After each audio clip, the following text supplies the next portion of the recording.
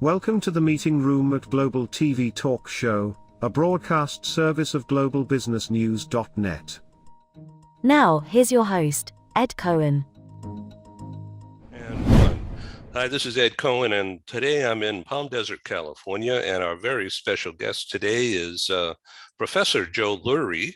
That's Lurie, and he's in the San Francisco area. And let's say hi to Professor Joe Lurie. Good morning. Nice to meet you all, or wherever your time zone is. I know. Okay.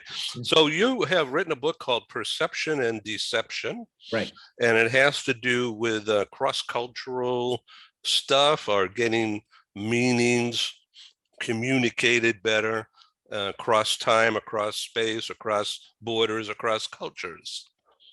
Right. It doesn't happen so easy, though, does it? No, and that's the crux of it, that we're living in a time of such rapid change, technological change, travel, migration. Everything's being speeded up so much that we're all meeting strangers, many more strangers, but we're not really meeting them. And we don't always understand, frequently, we don't understand their reality. So just to pin this up a second, this book, one of the reasons I wrote this book, Perception and Deception, a mind-opening journey across cultures, you see there's an image of a bald head. Yeah. Right? Now, what you see when you're standing in line behind a bald head, your experience will drive your perception. So is it a militant, a monk, a punk, or maybe a cancer patient? So, in a nutshell, I'm trying to show that whatever your background, whatever your values, they shape your perception, and in ways very, very frequently, in every single context, can completely distort the reality of what you're seeing. So I'm just going to give you one little, just to tease it up a little bit, Ed, one little example for you and your audience. I'm going to show you this. Can you see that? Dream is good? Ice cream is good. Is that what you say? Cream. No, ice cream is cut off. But yeah, pull it back a little bit. There you go. Yeah, okay, half of it. Right, right. Would it shock you if I told you this is not what it says? Yeah, it was. And that's because you don't have the full context. This is what it says. Now, Ed, I know, you're a little skeptical, which is a healthy thing. But if I do this, you see that? Yeah. Oh my God. So basically, the essence of this is you're not getting the full context. And I would say whether it's across cultures or in cultures, within cultures, this happens all the time. And things we're used to looking at sometimes prevent us from seeing the larger picture. So last slide for the moment. What does this say, Ed? I love Paris in the springtime. Wrong. I give up. Read it again. Read it again slowly. I love Paris in the springtime. Okay, you missed it again. I love Paris in the springtime. Oh my God. Look I'm going to take my glasses off. There we go.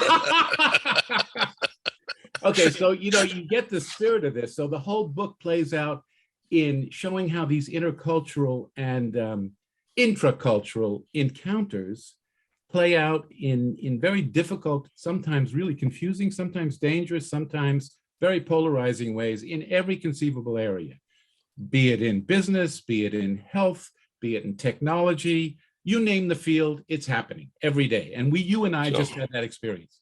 Let's talk about this kind of a thing going on right now with the Ukrainian president and everybody thinking about what's Mr. Putin really doing? Or is he gone insane? Or is he on his deathbed and we don't know it? So he's just going crazy.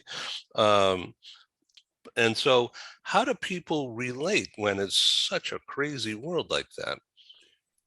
Well, I think that unfortunately, too many people, because they don't want to be left with a sense of uncertainty, grab onto what reinforces their biases.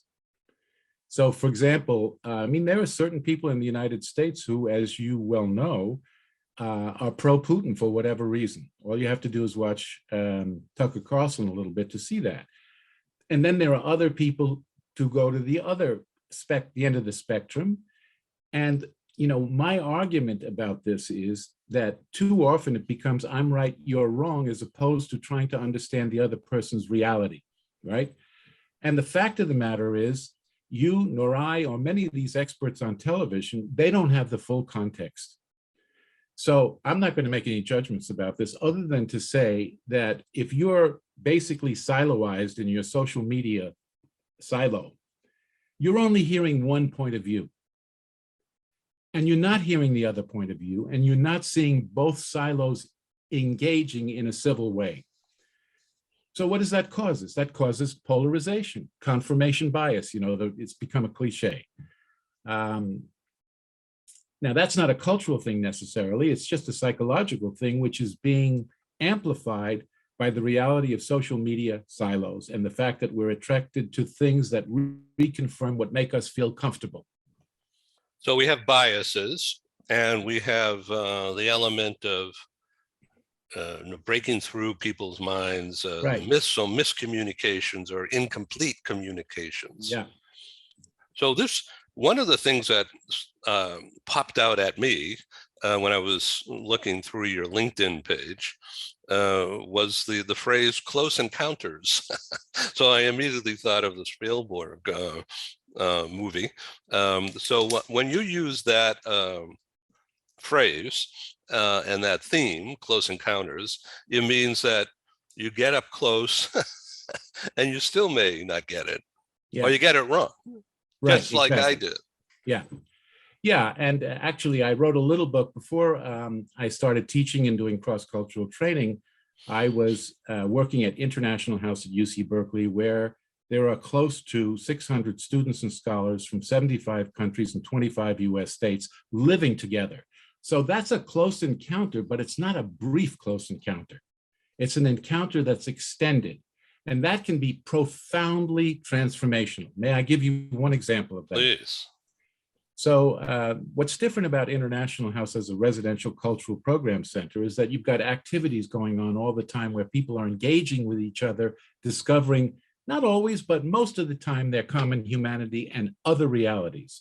So I remember there were two students who were working in our program office. One of them was a Filipina Christian, and the other one was a Pakistani Muslim. So this Filipina Christian would not speak to him, even though the whole purpose of the institution was dialogue, empathy. She wouldn't even talk to him. Why? Because, as you know, in the southern parts of the Philippines, there's an extreme Islamist terrorist group.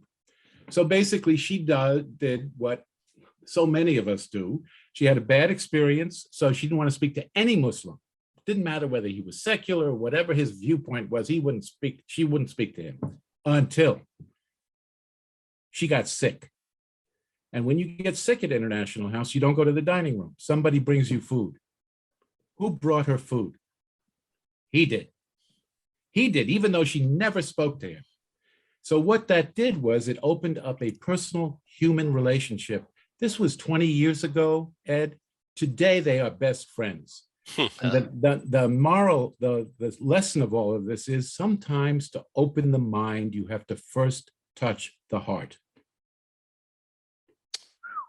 That is great. I think we ought to write that down. Say that again. To open the mind, you have to touch the heart. Sometimes, or very frequently, in order to open the mind, I'm making notes here. You first have to touch the heart. You have to experience somebody else's humanity. And, for example, you want another example of this? Please. Again, the power of living together with people who are different. Day after day. Day after day. And it doesn't always work. I don't want your audience to think I'm naive about this, but most of the time, it's an extraordinary transformation. So now let's go to 9/11. And I was working at International House during 9/11.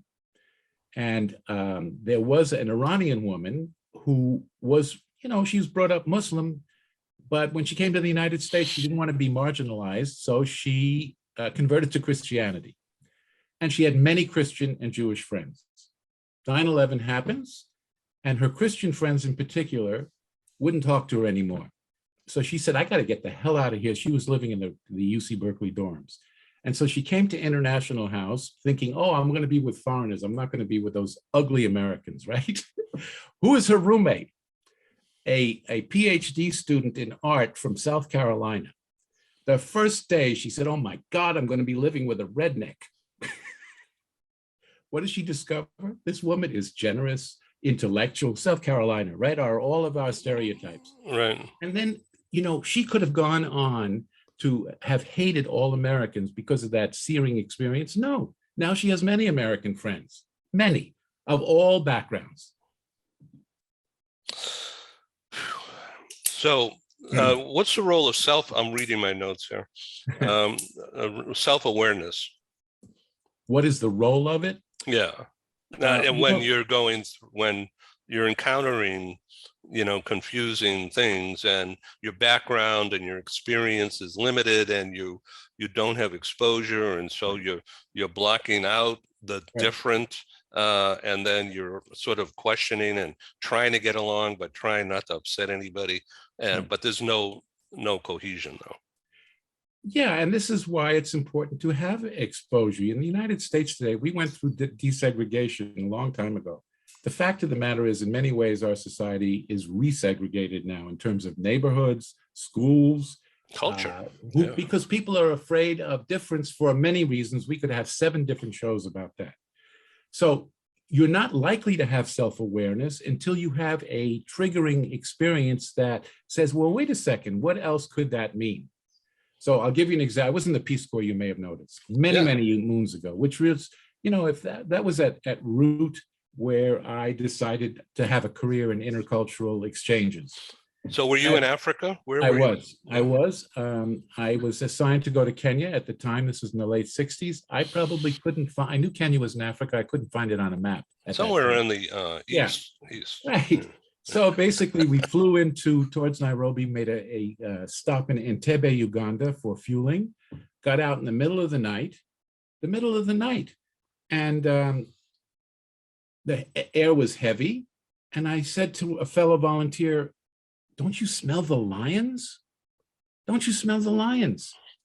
Ed, there were no lions within 30 miles of that airport in Entebbe.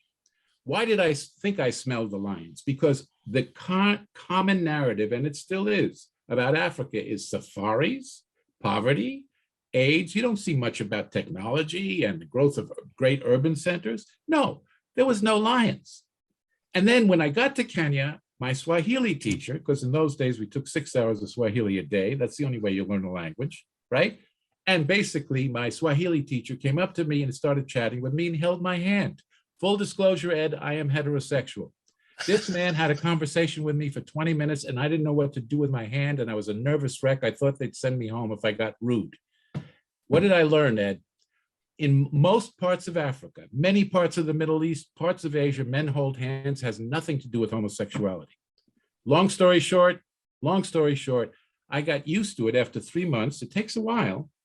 And I was holding hands with my African colleagues, walking down the street, et cetera, et cetera. I came back. So the holding of the hands, that in that culture, right? I don't want to put words in your mouth, so just, you know, take it from here.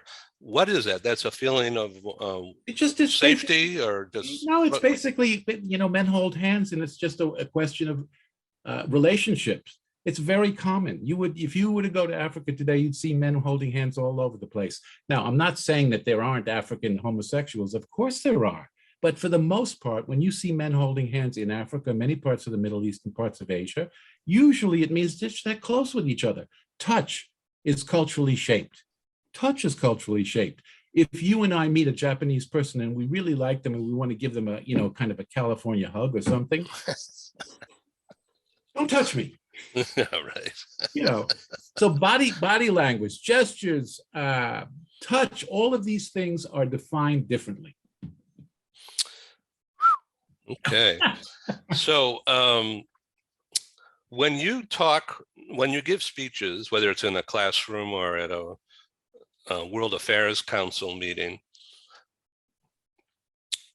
most of the people in that room, I'm just guessing from my own experience, have something to do with international business, but most don't. They just want to learn something.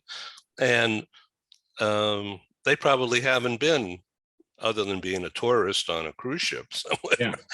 that they haven't been into communities. And so I don't know, how do you breach that divide?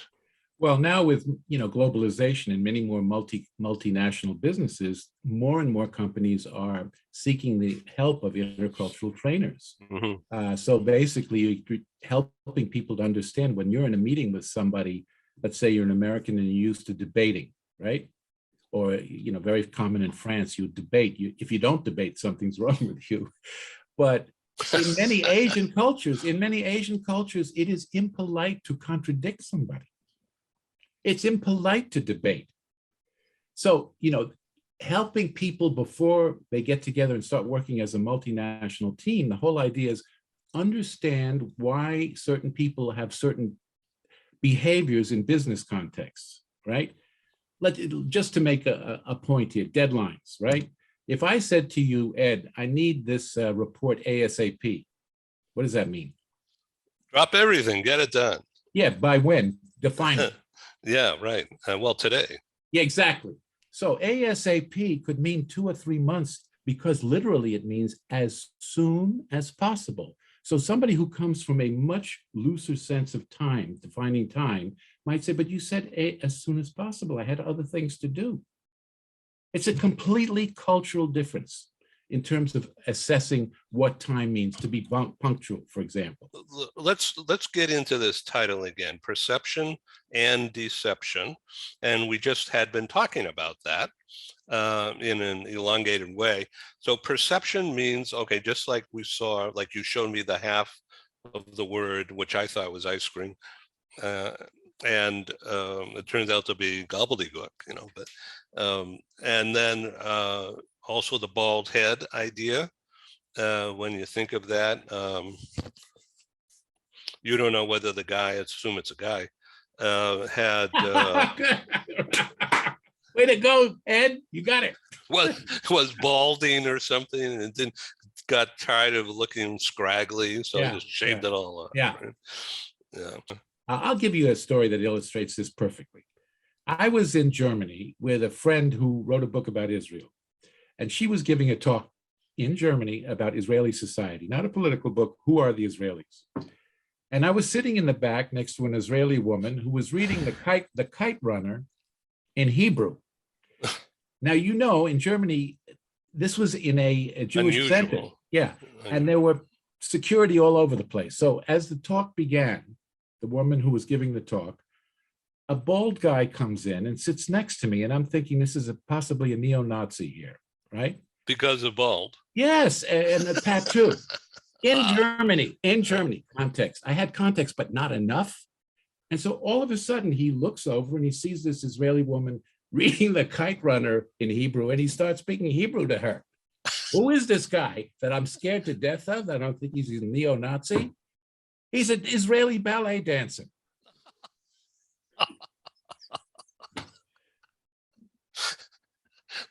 That's a mind blower. I was blown. That's true. Wow. Okay, so I was, while you were talking, I was thinking that this guy's probably a CIA or Mossad agent or something. There you go. There you go. You see, your reality, your experience is driving your perception. And so here's the ultimate way to explain this. If you have can I do this in 30 seconds? You take 10 minutes. Okay. So when I got back from Kenya, I was, I began this journey of self-awareness. You talked about self-awareness. Well, what made me self-aware was the people who told me what I wasn't seeing correctly. And I was in New York. I was living in New York at the time. I was in Central Park walking with a colleague and her 3-year-old kid.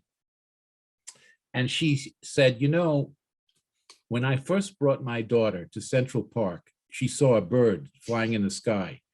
And she said to her mother, "Mom, where is that bird's cage?" Ooh, yeah, that's a good one. And now, why did that girl ask that question, where's that bird's cage? Because it was the first time she saw a bird flying free, and she had a parakeet in her house in a cage. That was her only reality. And that is the essence of what stops us from seeing clearly. It's the limitations of our experience. I don't care how well read you are, how well-traveled you are, on some level, you are imprisoned by the limitations of your experience. Why do I keep doing this? Because I keep discovering new things. Interesting. Wow. So let's relate, if we could, and we come to a close here. Yeah. Pardon me. The divide that's in American society now. It's more than black and white. Right. I don't know what it is, a multicolor, multi everything. And I believe that's good. But a lot of people are afraid of that. What's that yellow brick road that's not there right now? Yeah, and that is a daunting task to create this sense of commonality. Now, so one thing that would do it, and this would be the tragic approach. So if I may just jump in, what flashes into my mind right now is that story you told about when the girl got sick and the so-called enemy was Brought the her one food. feeding her. Right. And they become friends. Right. So that's exactly, I see it as an exact parallel, same parallel. Right. I don't know. Do you remember when you were growing up an organization called American Field Service, AFS International? Absolutely. It was sort of related to the Peace Corps. Right. Basically, what they took was high school kids and they just dropped them off in other countries. And after 3 months, somebody went to Finland, lived with a Finnish family, didn't speak any English, and they went to a Finnish high school, and then they spoke Finnish. So, but the other thing that AFS, and that's not it's not an accident that many foreign service officers are former AFS students from 20, 30, 40 years ago. So here is what I think needs to be done. Obviously, if AFS could resurrect, maybe they have, what they call domestic exchange programs, where they'd have a high school student go live with a family, a rural family to an urban area, urban to rural, or a Latin student go and work, live with a Chinese family, Chinese American family, etc. You just play it out. The act of actually living with somebody who's very different from you and receiving their hospitality, their food, their care, they may differ with you about the Second Amendment, but if they're taking care of you when you're sick, that creates a bond that says, I disagree with you, but I'm not going to shoot you. So that together with this wonderful institution I worked at for a long time, International House, where people from so many different backgrounds on a day-to-day basis are living together. Also, I think every American student nowadays should be required to spend a semester abroad. Be required to learn a foreign language. This is the only country in the world where you can get a PhD and it's possible never to have studied a foreign language. So what about national service? In return for that, then they take care of your college debt or some other kind of debt. Yeah, national service is another idea because it brings people together who are not necessarily from the same silo. So you're serving a common purpose. Yeah, you don't want to go into the Army? Why don't you help relocate people or help train people to get back into jobs who have no jobs or they're living on the streets? Some kind of common purpose where you're working with people who are different towards a common goal. But this requires a major strategy of reintegrating people. You'll never completely get rid of hate. Let's not be naive about this, but you can certainly mitigate it. We're talking with Professor Joe Lurie, and the website is perceptionanddeception.com. Yeah, one word, perceptionanddeception.com. Yeah. Okay, why don't you hold up that book cover one more time? Here it is. All right, let's see. Okay, and the yellow mind-opening journey across cultures. Yeah. Yeah, mind-opening. Wow. And could you raise it up a little bit so we can see the bottom of the head? What's that gold seal? It was a finalist in a book awards competition. Good for you. Thanks for being on Global TV Talkshow. and please come back and let's do something more. Yeah, and Ed, if you see an opportunity for us to, in the spirit of this conversation, have a dialogue with other people with other Absolutely, backgrounds, yes. This would be exciting.